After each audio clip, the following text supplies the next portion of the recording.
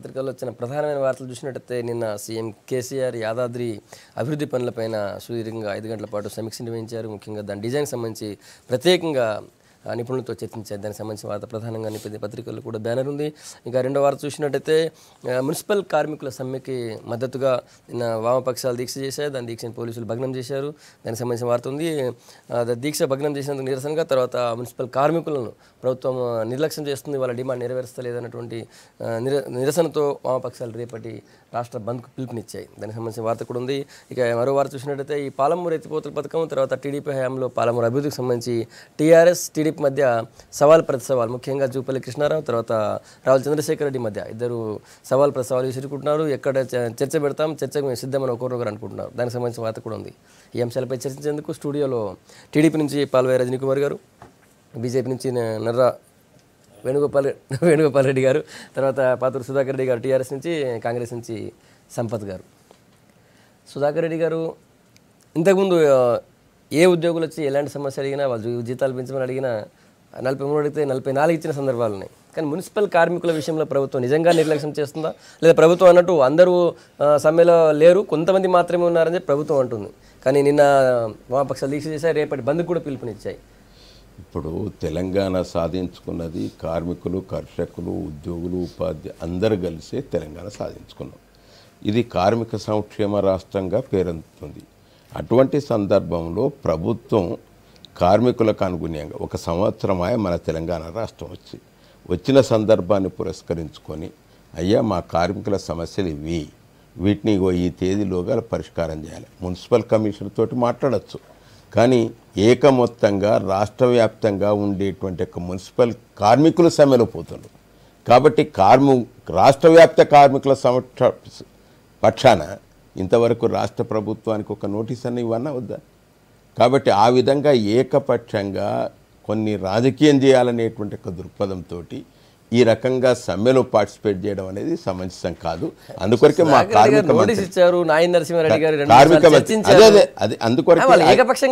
అఖిలపక్ష ఆడ ఇచ్చింది గల్లే కార్మిక మంత్రే స్వయంగా ఆయనే చొరవ తీసుకొని, ఎందుకంటే కార్మిక నాయకుడు కాబట్టి వారి చొరవ తీసుకొని మీరు విధుల్లో చేరండి, 30వ తారీఖులోగా తప్పకుండా వాటి సమస్యలు మీరు అనుకున్న దానికన్నా ఊహించనంత ఎక్కువగా జీతాలు పెంచే బాధ్యత నాది అనేటువంటి ఒక మాట ఇచ్చాడు. ఒక కార్మిక నాయకుడుగా కార్మిక మంత్రి ఉన్నప్పుడు ఆయన అనుసంధానం చేస్తుంటా అంటే దానికి కూడా మొండికేసి మేము ఇష్టం వచ్చినట్టు మేమే పోతాం సమ్మెలు ఎక్కువ అని అంటే మాత్రం ఈ రకమైనటువంటి ఒక వ్యవహారం వస్తూ ఉంటుంది. అందుకొరకు ఇది కేవలం కార్మికుల సంక్షేమం కొరకు కాదు, కేవలం రాజకీయం కొరకే ఇది సమ్మె చేస్తున్నట్టుగా ప్రభుత్వం భావించేటువంటి అవకాశం ఏర్పడ్డది. ఏది ఏమైనప్పటికీ కూడా ఇప్పటికి కూడా సమస్యలు సామరస్యంగా పరిష్కారం చేస్తామనేటువంటి ఆలోచన ప్రభుత్వానికి ఉన్నది. కాబట్టి ప్రభుత్వంతో సామరస్యంగా ఉండి సరి అయినటువంటి రీతిలో వారు అనుకున్నట్టుగా ఎన్నో డిమాండ్లు పెట్టినాం. ఆ డిమాండ్లలో సమంజసమైనటువంటి వాటిని అన్నిటి కూడా పరిష్కరించేటువంటి ఒక యుక్తి కలిగినటువంటి ఇటు నాయన నరసింహారెడ్డి గారు ఉన్నారు, ముఖ్యమంత్రి గారు ఉన్నారు. కాబట్టి అటువంటి వారి సమక్షంలో పరిష్కారం చేసుకోకుండా ఇక రాజకీయం చేసి యాగి చేద్దామని అంటే ఎట్లా? కాబట్టి అందుకొరకే నిన్ననే మనం ఇప్పుడు ఎప్పుడైనా వామపక్ష పార్టీలన్నీ కూడా వీళ్ళ పక్షాన ఉంటాయి, కార్మికుల పక్షాన ఉండేటువంటి అవకాశం. కాబట్టి వాళ్ళైనా కానీ అయ్యా ఇది ముఖ్యమంత్రి దగ్గరికి వెళ్ళి ఇగో ఈ రకంగా పరిష్కారం అవుతుంది, దీన్ని ఈ విధంగా పరిష్కారం చేస్తానికి అవకాశం ఉంటుందని ముఖ్యమంత్రి దగ్గరికి పోము, మేము ఎవరి దగ్గరికి పోము, మేమంతా మేమే సమ్మె చేసి ప్రభుత్వమే దిగి రావాలి అని అంటే నష్టమయ్యేది కార్మికులు. కాబట్టి ఆ విధంగా ఉండటానికి వీలుండద్దు. ఎప్పుడైనా బార్గెనింగ్ కెపాసిటీ ఉండాలి.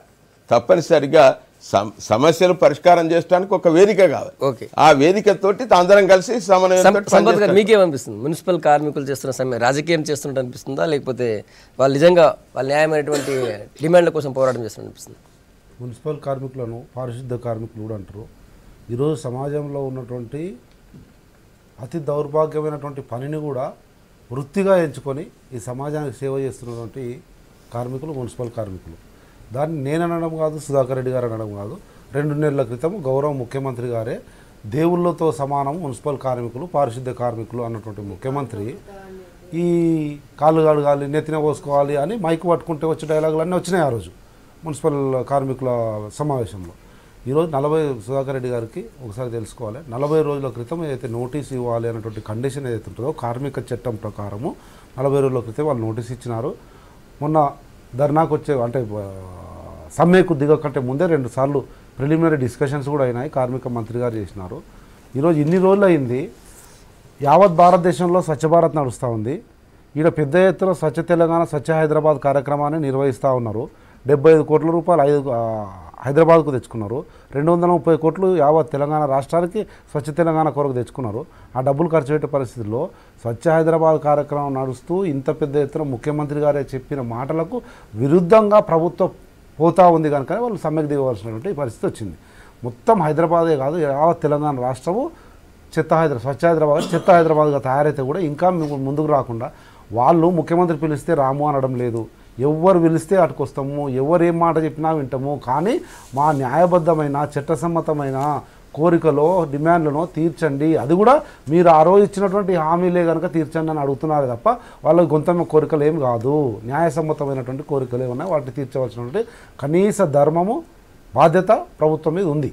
అయినప్పటికీ డిలే కావడానికి వాళ్ళు రావట్లే, ముఖ్యమంత్రి దగ్గర రావట్లేదు, నోటీస్ ఇవ్వట్లేదు అన్నట్టు పచ్చబద్దాలు. వాళ్ళు ముఖ్యమంత్రి దగ్గర ఎవరు పిలిస్తే వాళ్ళు అక్కడికి వచ్చే దానికి సిద్ధంగా ఉన్నారు. దాంట్లో బేసిక్గా ఒకటి ఆలోచన చేయాలి, ఈ ప్రభుత్వానికి ఉన్నటువంటి ఆలోచన విధానము అక్కడ కనబడుతుంది. చూడండి, ఏ డిపార్ట్మెంట్లోనైనా ఎక్కడైనా కానీ అన్ని వర్గాల ప్రజలు ఉంటారు. పరిశుద్ధంలో మాత్రం అట్టడుగు స్థాయి కార్మికులు ఎస్సీ ఎస్టీ బీసీలు ఉంటారు. వాళ్ళ మీద ఈ దొరపోకడ పోయే ప్రభుత్వానికి ఉన్నటువంటి ఆలోచన ఏందని మున్సిపల్ సమ్మె మీద జరుగుతున్నటువంటి నిర్లక్ష్యమే నిదర్శనం.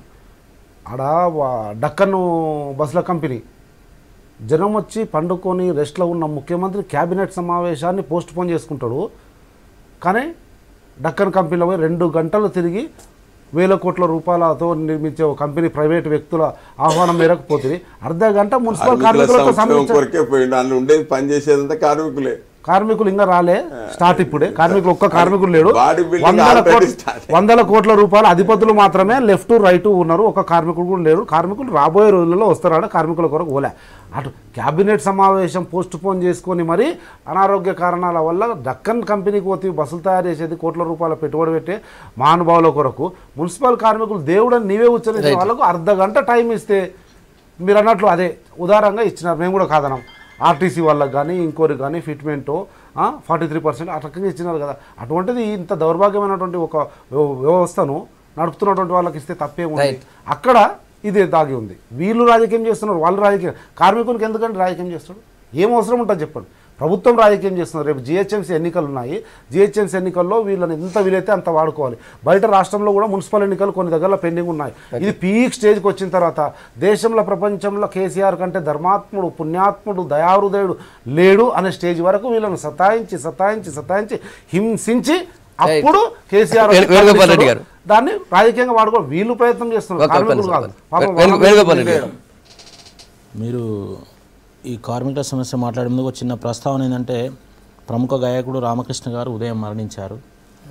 వారికి ఎందుకంటే వారు అనేక ఘంటసాల వారసుడుగా అనేక గీతాలు పాడిన, అందులో ప్రధానంగా జై జై హే తెలంగాణ గీతాన్ని డాక్టర్ అందశ్రీ గారు రాస్తే వారు ప్రాణం పోస్తే అది తెలంగాణ ఉద్యమానికి స్ఫూర్తి అయింది. వారికి నేను శ్రద్ధాంజలి ఘటిస్తూ మీ టీవీ ద్వారా ఈరోజు కార్మికులకు సంబంధించి దాదాపు 90% విధులలోకి వచ్చారు. నేను మార్నింగ్ వాకింగ్కి వెళ్ళేప్పుడు చూశాను, విధుల్లోకి వచ్చారు. అయితే ఇందులో ఒకటి ఏమున్నదంటే, ఆంధ్ర తెలంగాణకు మధ్యలో అంటే ఆంధ్రలో జరుగుతున్న ఏదైతే ఇదే స్ట్రైక్ సేమ్ ఏదైతే ఉన్నదో దాని యొక్క రిజల్ట్స్ వచ్చిన తర్వాత మీకు అంతకంటే మంచిగా ఇచ్చేందుకు నేను ప్రయత్నం చేస్తాను అనే దాంట్లో రేపు మున్సిపల్ ఎన్నికలను దృష్టిలో పెట్టుకొని పరోక్షంగా ప్రభుత్వం యూనియన్ల వారీగా ఇంటర్నల్గా మాట్లాడుతూ వాళ్ళని డైల్యూట్ చేసే ప్రయత్నం చేసింది.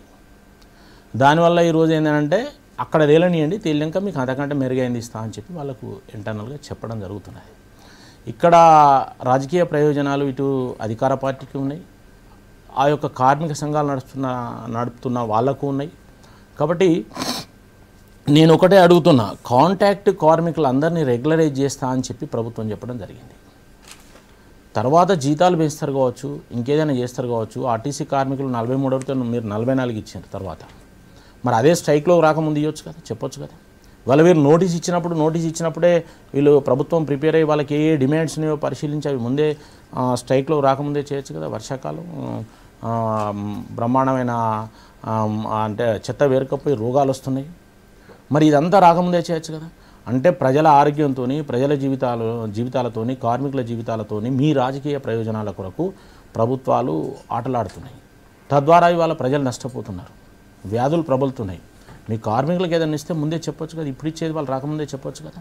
మరి కాంట్రాక్ట్ ఉద్యోగులను రెగ్యులరైజ్ చేస్తా అన్న విషయాన్ని ఎందుకు పక్క పెట్టేసి, నేను చెప్తున్నా కాంట్రాక్ట్ ఉద్యోగులను రెగ్యులరైజ్ చేస్తా అని తెలంగాణ ఉద్యమంలో చెప్పారు, తర్వాత చెప్పారు, ఎన్నికలలో చెప్పారు. ఇప్పుడు దాని ప్రస్తావనే పక్కకు పోయింది, మొత్తం కంప్లీట్గా పక్కకు పోయే దాన్ని పక్కకు పెడుతున్నారు. ఇప్పుడు వీళ్ళు విధులలో చేరినా ఆ తర్వాత కూడా జీతాలు వేస్తారు కావచ్చు, కానీ రెగ్యులరైజ్ చేసే ప్రక్రియ మాత్రం ఉండే పరిస్థితి లేదు. ఇలాంటి పరిస్థితులు ఉన్నాయి కాబట్టి ప్రభుత్వాలు, ఇక్కడ ఉన్న ప్రభుత్వం రాజకీయ ప్రయోజనాల కొరకే పెద్దపీట వేస్తాను తప్ప కార్మిక ప్రయోజనాలు అనేది నెక్స్ట్. కాబట్టి ఇవాళ ఈ కార్మికులలో కూడా వివిధ పార్టీల సంఘాలు ఉన్నాయి కాబట్టి దాన్ని చీల్చి ఇవాళ రాజకీయ ప్రయోజనాల కొరకు ప్రభుత్వం ఆటలు ఆడుకుంటున్నది. ఖచ్చితంగా రేపు రాబోయే రోజుల్లో ఈ ఫలితాలు వాళ్ళు చవి చూస్తారు. రెగ్యులేషన్ విషయం ఎక్కడ హామీ ఇవ్వలేదు, కానీ మీరు అన్నట్టు ఇంటర్నల్గా జరుగుతున్న చర్చలు అనధికారికంగా అందినటువంటి సమాచారం ప్రకారం 14,500 శాలరీ డిమాండ్ చేస్తున్నారు, 12,500 వీళ్ళు అంటున్నారు. తెలుస్తుంది ప్రభుత్వం ఇంకో కూడా చేస్తారు ఇప్పుడు. ఎందుకంటే ఆర్థిక మంత్రిను సుధాకర్ రెడ్డి గారు ఒప్పుకోరు, కానీ ఆర్థిక మంత్రిను కార్మిక మంత్రి అని చెప్పి పెట్టారు కదా, వీళ్ళని కూడా కేసీఆర్ ఫూల్ చేస్తాడు రేపు. వీళ్ళు ఏదో వీళ్ళతో చెప్పించి వీళ్ళకంటే ఎక్కువ నేను ఇచ్చి నేను కూడా అనిపించుకుంటాడు. అంటే అందులో కూడా కాంపిటీషన్. వేణుగోపాల్ రెడ్డి గారు అంటారు వాళ్ళు కూడా ఇప్పుడు ఆంధ్రప్రదేశ్ ప్రభుత్వం అదే జరిగింది, వారు భాగస్వాములు అయి ఉండి వాళ్ళ ప్రభుత్వం తప్ప అది సంకేతం.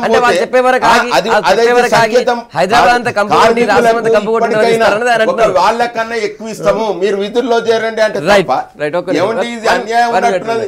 అదే కార్మికుల పక్షాన ఉండేటువంటి ప్రభుత్వం ఇది. కరెక్టే అన్నా నువ్వు చెప్పింది.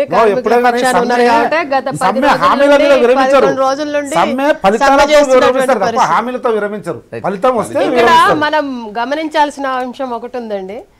ఎవరైతే పంచాయతీరాజ్ శాఖ మంత్రిగా ఉన్నారో కేటీఆర్ గారు, ఎవరైతే మున్సిపల్ శాఖ మంత్రిగా ఉన్నారో సీఎం గారు కేసీఆర్ గారు, ఇద్దరు కూడా ఒక కుటుంబం నుండి వచ్చిన వాళ్ళే. వీళ్ళిద్దరు కూడా ఫాల్స్ ప్రామిసెస్ చేసే ఎలక్షన్ల ముందు తెలంగాణ వస్తుంది, తెలంగాణ రాగానే మొత్తం అందరికీ కూడా రెగ్యులరైజ్ చేస్తాము అని చెప్పేసి మాట్లాడినటువంటి వ్యక్తులు ఎవరంటే కేసీఆర్ గారు.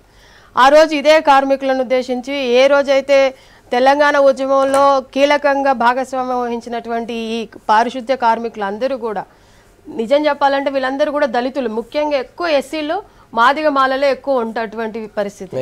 ఈ రోజు కూడా ఎటువంటి పరిస్థితులు ఉన్నాయో మన గణాంకాలలో కూడా దళితుల పరిస్థితి ఇంకా కూడా 20% మందికి భూములు లేనటువంటి ఉన్న వాళ్ళని, వేరే కులస్తులు బొమ్మన్నా కూడా పోలేరు, చేయలేనటువంటి పరిస్థితి. వాళ్ళకి ఈరోజు కనీసం వేతనం ఇవ్వమని చెప్పేసి వాళ్ళు కోరుకుంటున్న సమయంలో ఇన్ని రోజులు వేచింది. ఇప్పుడు వేణుగోపాల్ రెడ్డి గారు చెప్పింది అబ్సల్యూట్లీ కరెక్ట్. ఇప్పటి వరకు మనము చూస్తున్న ప్రతి అంశంలో కూడా ప్రభుత్వ ఉద్యోగులకు ఇచ్చినటువంటి ఫిట్మెంట్ అయితేంది, ఆర్టీసీ కార్మికులకు ఇచ్చినటువంటిది ఏదైతుంది, అక్కడ చంద్రబాబు నాయుడు గారి చేత అనిపించుకోవాలి, దానికంటే 1% ఎక్కువ ఇచ్చేసి నేనేదో గొప్పగా ఇచ్చిన అని చెప్పి జనాల ముందుకు వచ్చి బాకా కొట్టుకోవడానికి తప్ప ఇంకో దానికి పనికి రావట్లేదు ఈయన చేసేవి.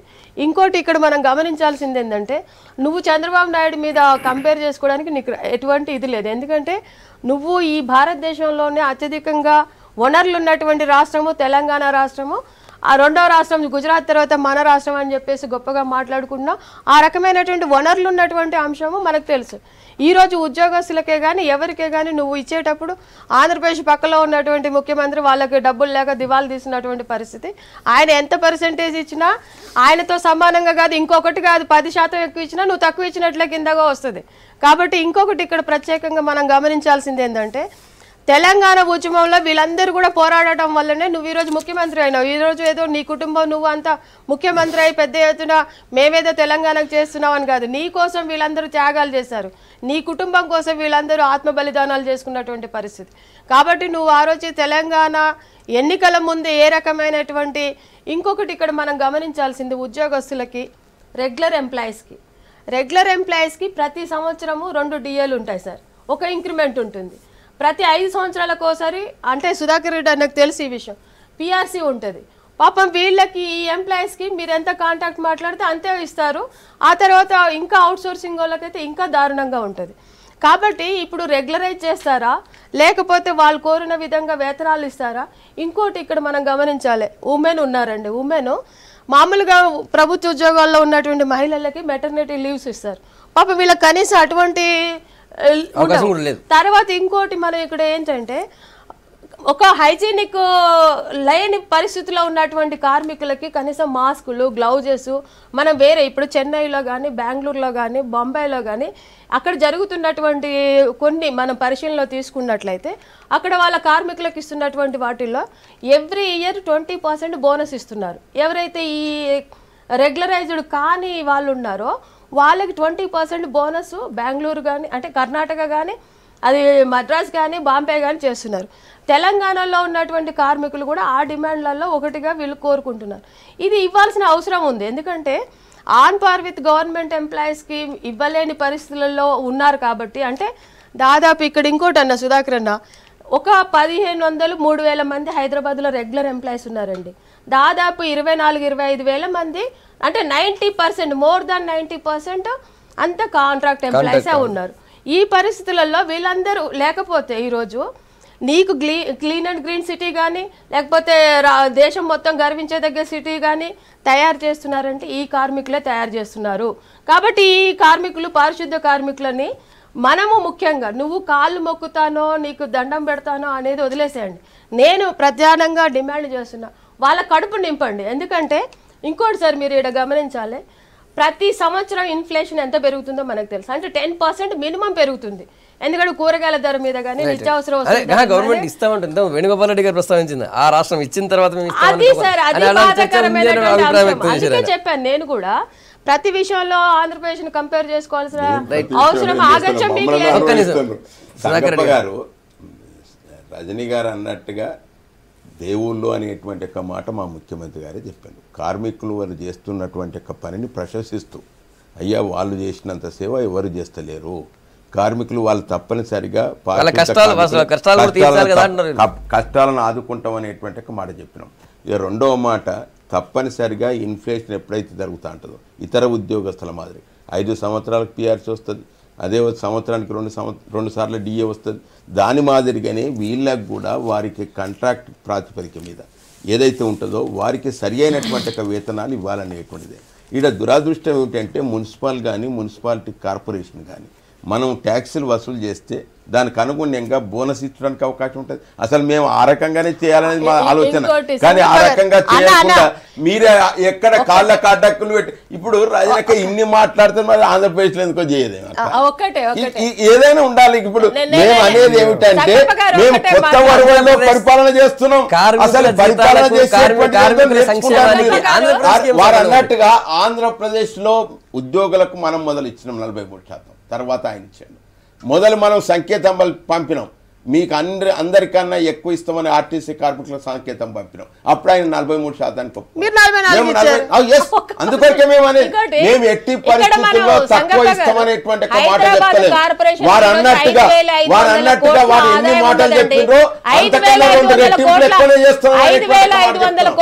మేము ఎట్టి పరిస్థితుల్లో ఇలా రాజకీయాలతో స్వచ్ఛ హైదరాబాద్ కార్యక్రమం నిర్వహించినటువంటి పారిశుద్ధ కార్మికులకు వారికి సరి అయినటువంటి మూల్యం చెల్లించేటువంటి బాధ్యత.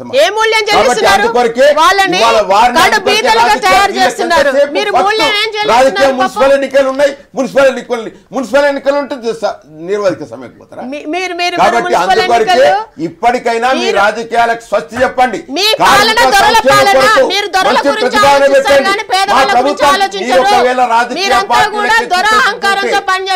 ప్రభుత్వం ముందుకు ఎందుకు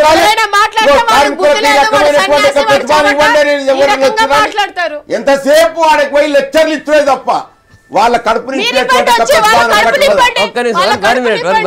నిన్న కాంగ్రెస్ నేతలు కూడా వెళ్ళారు, లెక్చర్ ఇచ్చారంటున్నారు కదా. కాంగ్రెస్ నాయకులు వెళ్ళారు, మిగతా అన్ని పార్టీలు కూడా సంఘీభావం చెప్పే వాళ్ళకి లిఫ్ట్ పార్టీలకి 100% నిన్న పోయేది. నేను మధ్యలో మా బట్టి గారితో పాటు మధ్య వరకు వెళ్ళి మళ్ళీ రిటర్న్ వచ్చిన సిఎల్పీలు వచ్చిన పనివర్తి. కానీ ఈరోజు పోతాను పోవడము మా ప్రతిపక్ష పార్టీలు పోయి సమర్థించి చేయడం కాదు. మీరందరిపై లెక్చర్ ఇచ్చారు తప్ప వాళ్ళకి మీరేం చేసారు అనేది సుధాకర్ రెడ్డి సాబ్ చెప్పడము. అట్లంటే 14 సంవత్సరాలు మీరు చేసింది అదేనా? ఒక లెక్చర్లు ఇచ్చేన్నారా? పోరాటం చేసినాం, కార్మికుల కొరకు పోతున్నాం. What is there anything wrong? సరే, conclude చేయండి. ప్రజాస్వామ్య రాజకీయాల్లో, ప్రజాస్వామ్య వ్యవస్థలో ప్రతిపక్ష పార్టీగా సమాజంలో నెలకొన్నటువంటి సమస్యలను వెలుగెత్తి నిద్రపోతున్న ప్రభుత్వానికి చూపించవలసినటువంటి బాధ్యత మా మీద ఉంది కనుక పోయినాం, మాట్లాడతాం, రేపు కూడా పోతాం, ఈ రోజు కూడా నేను పోతున్నా, బరాబర్ పోతాం, కార్మికుల పక్షాన్ని నిలుస్తాం. ఎందుకంటే మాది దళితుల పార్టీ, బీదల పార్టీ, బిక్కి పార్టీ. నిజంగా ఇచ్చినటువంటి హామీలు నిలబడి సార్ మీరు అలా ఓన్లీ ఎస్సీ ఎస్టీ బీసీలు ఉంటారండి, అందుకని వీళ్ళు నిర్లక్ష్యము ఏమైతే ఏమైతుంది తర్వాత వినరు కదా ప్రభుత్వం. ఒకటి లేదు ఒక్క నిమిషం, ఇప్పుడు మేము ముఖ్యమంత్రి మంత్రి లాస్ట్ మీరు కూడా వినకపోతే ఎవరు వినాలి? అందుకే ఇట్లా అయింది దౌర్భాగ్యం. దళితుల గురించి చెప్తారు, దళితుల గురించి అడుగుతారు. ఒక నిమిషం నాదే, దళితుల గురించి చెప్పే అర్హత, దళితుల గురించి మాట్లాడిన నైతికతనే లేదు. దళిత ముఖ్యమంత్రి నుంచి మొదలు పెడితే ఇండ్లు పెన్షన్ ప్రతి ఒక్క దాంట్లో దళితులను మోసం చేసి ముందుకు పోతున్న దళిత వ్యతిరేక ప్రభుత్వం మాటికి టీఆర్ఎస్ ప్రభుత్వము. మీరు దళితుల గురించి మాట్లాడితే దెర్ ఇస్ నో మీనింగ్. అయితే ఒకటే కంప్లీట్ చేస్తాను. 42 ఆడిస్తేనే 43 ఇస్తా, 43 ఇస్తే 44 ఏందా గేమ్? ప్రజా జీవితం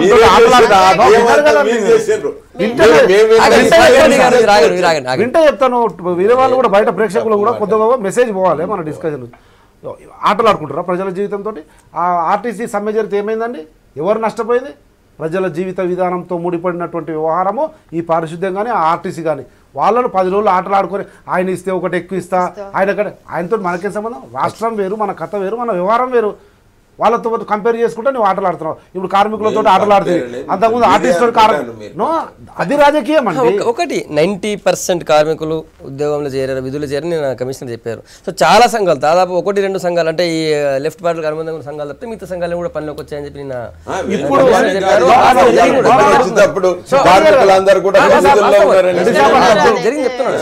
సంగపగారు ఇప్పుడు లైవ్ లో నాకు తెలిసి మీ ఇప్పుడు లైవ్ లో మీ V6 రిపోర్టర్ ఉండొచ్చు నాకు తెలిసి, దీక్ష చేస్తున్న శిబిరం దగ్గర. ఇప్పుడు తెలుసుకోండి ఎంతమంది ఉన్నారు. ఇందిరా పార్క్ ఎట్లు కిటకిటలాడిపోతుంది. ఏమన్నారండి? తెలంగాణ వస్తే ఇందిరా పార్క్ దగ్గర ధర్నా చౌక్ లో టెంట్లు ఉండవు, ఈ చుట్టుపక్కల టెంట్ హౌస్ లన్నీ బంద్ చేయాలి.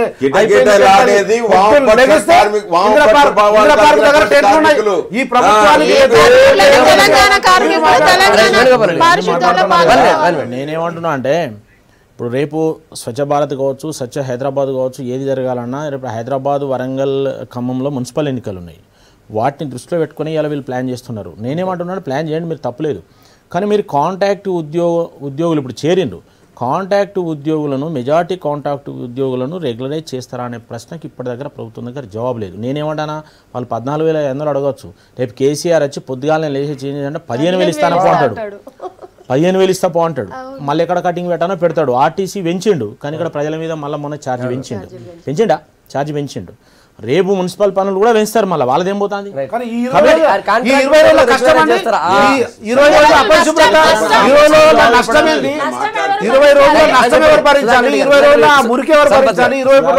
అపరిశుభ్రతను ఎవరు క్లీన్ చేయాలి? మాట్లాడుకుంటున్నావా? మనం మాట్లాడుకోవాలి. ఇప్పుడు హైదరాబాద్ నగరంలో దాదాపు వచ్చిపోయే వాళ్ళతో కలిపితే 1 కోటి మంది వస్తారు, అంటే 60 లక్షల మంది ఇక్కడ ఉన్న రెసిడెంట్స్. తర్వాత వచ్చే వాళ్ళు పోయే వాళ్ళతో దాదాపు 80 లక్షల నుండి 1 కోటి మంది ఉంటారు. ఇటువంటి మహానగరం ఇక్కడ మనం ప్రపంచ స్థాయిలో గుర్తింపు పొందిన నగరం. ఇన్ని వేల మంది, ఇన్ని కోట్ల మంది నివసిస్తున్న ఈ నగరంలో మీరు ఒక్కటి గమనించాలి సార్, ఈ ఏదైతే సాలిడ్ వేస్ట్ ఉందో, మనం బయట పడేస్తున్న చెత్త ఏదైతే ఉందో, 3 రోజుల తర్వాత అది డీఫామ్ అయ్యి మీథేన్ గ్యాస్ రిలీజ్ అవుతుంది. మీథేన్ అంటే సార్, భోపాల్లో జరిగినటువంటి విషవాయువు. అటువంటి దౌర్భాగ్య పరిస్థితి హైదరాబాద్ కి స్వచ్ఛ హైదరాబాద్ పేరు కొన్ని సంఘాలు పనిచేస్తున్నాయి. అది కూడా ఒకటి ఇష్యూ ఉంది.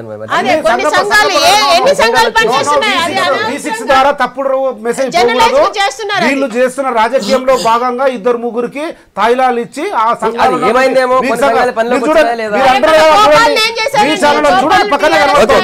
వేల మంది ఉన్నారండి, కిక్కిరిసిపోతారు. ఒకరో 2 ఏదో తాయిలాలు డ్రైవింగ్ చేసి లాగడానికి ప్రయత్నం చేస్తారు. తప్పదు. కార్మికులు కానీ కర్షకులు అక్కడ చూడండి, అక్కడ చూడండి, చూడండి, మీ విజువల్స్ చూడండి, ఆ జనం చూడండి, ఎవరైనా వారి సంక్షేమం కొరకు 4 పైసలు ఎక్కువ వస్తాయంటే అందరం కూడా మీటింగ్ పోతాం. మీటింగ్ పోయినంత మాత్రాన అది చూడండి అంటే ఏమన్నట్టండి. మరి ఏది కాబట్టి అందుకొరకే మేము అనేది ఏమిటంటే వారి సంక్షేమం కొరకు మా వేణుగోపాల్ రెడ్డి అన్నాడు అసలు కాంట్రాక్ట్ ఉద్యోగులు అంటే ఎవరు అనేది మా ఎన్నికల ప్రణాళిక ఇస్తానా జర రేపు చదువుకో మేమేమి ఇచ్చినాం మీరు చదువుకుని దాన్ని చూసినాక మాట్లాడు. మేము అనేది స్పెసిఫిక్గా మాట్లాడినాం. Those employees who are appointed in the regular post in the regular line in the regular post lo unte they will be regularized as per their norms. ఈ రోజు ఈ ఇంగ్లీష్ డైలాగ్ వస్తున్నాయి. ఆ రోజు ఎన్నికల్లో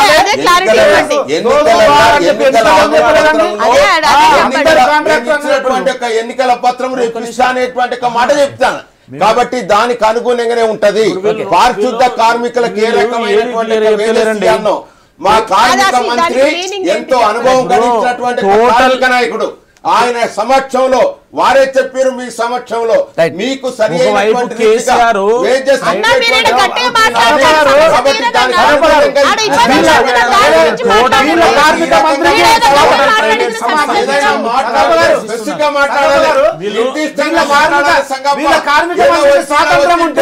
మాట్లాడతామంటే సరిపోదు.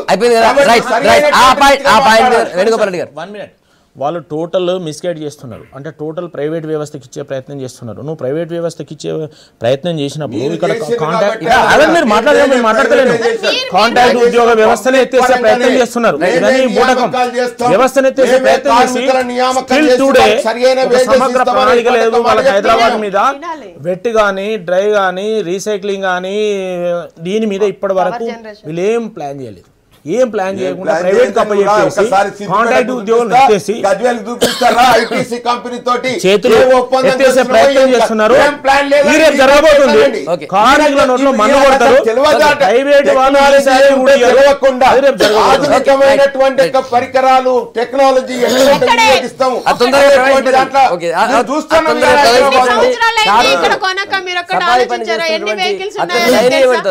దుర్గంధం వస్తున్న పని చేస్తున్నారు.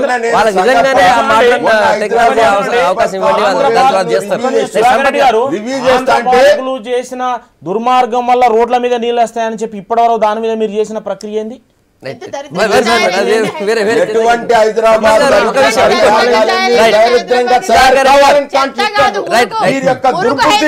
మీరు కొట్టొచ్చినట్టుగా రాజకీయం కానీ హైదరాబాద్ మహానగరాన్ని స్వచ్ఛ హైదరాబాద్ గా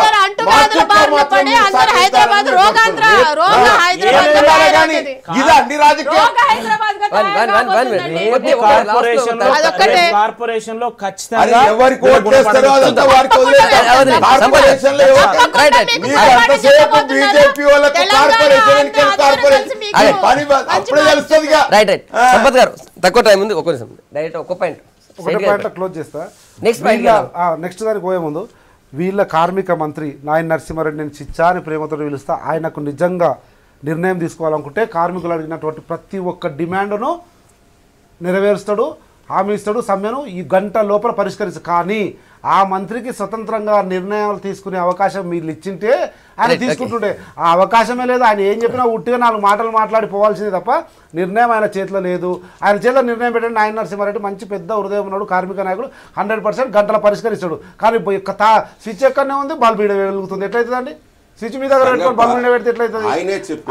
అదే చేసి 42,000 మంది కార్మికులు ఈరోజు జిహెచ్ఎంసీలో 1,00,000 మంది పైన మొత్తం మున్సిపాలిటీలలో ఉన్నారు. యావత్ తెలంగాణ రాష్ట్రం చెత్త తెలంగాణగా తయారైతే కూడా ఇంకా మీరు కళ్ళు తెరవకుండా ఈ ఇంటి చుట్టుపక్కల ఫామ్ హౌస్ పక్కల మాత్రం పచ్చటి అల్లం బెల్లం పండించుకుంటే సరిపోతుందండి? మేము జనం కాదు, మేము తిరుగుతలేము రోడ్ల మీద, మాకు రోగాలు చూడాల్సిన బాధ్యత లేదు. సంపత్ కుమార్ V6 నేను మాట్లాడేది తప్పేమో చెప్పానండి. ఈడ కార్మికుల గురించి మాట్లాడమంటే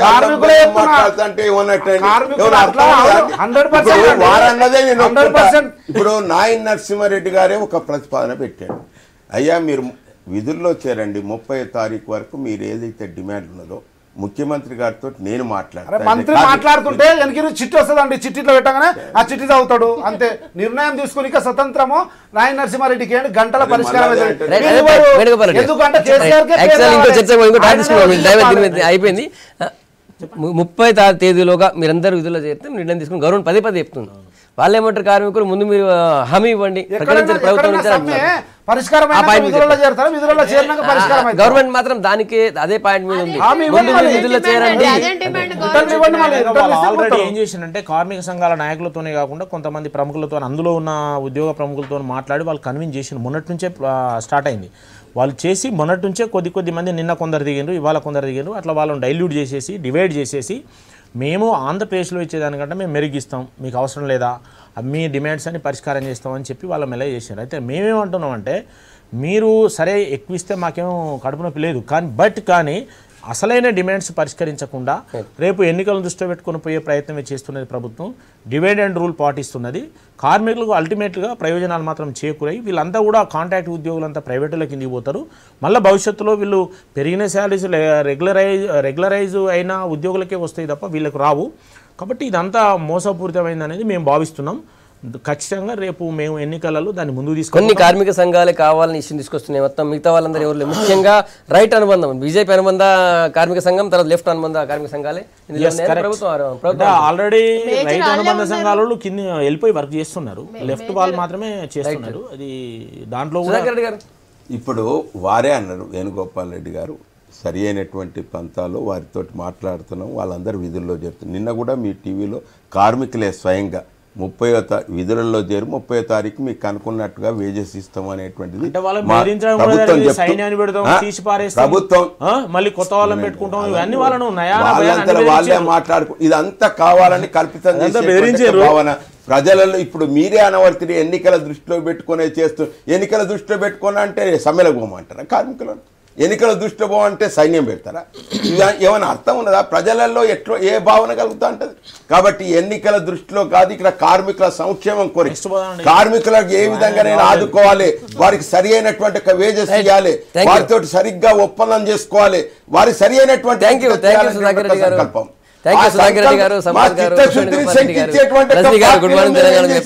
రేపు మార్నింగ్ మళ్ళీ ఇదే టైం కలుద్దాం. Stay tuned.